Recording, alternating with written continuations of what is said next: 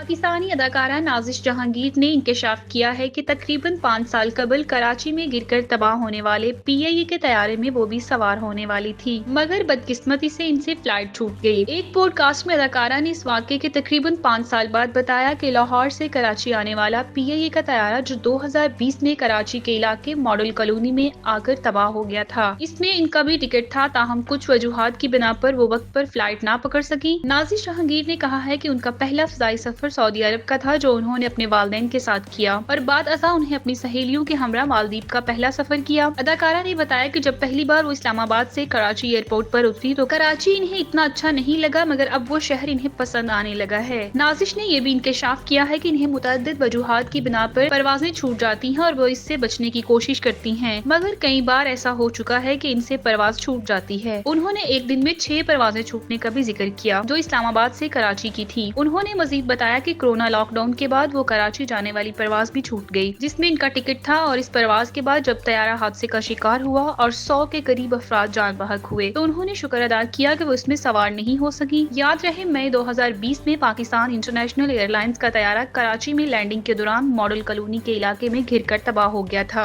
जिसके नतीजे में 100 अफराद की हलाकत हुई थी। इस हादसे के दौरान तैयारा आबादी पर गिरा, जिसकी वजह से घरों को भी नुकसान पहुंचा और चंद अफराद जान बहक हुए।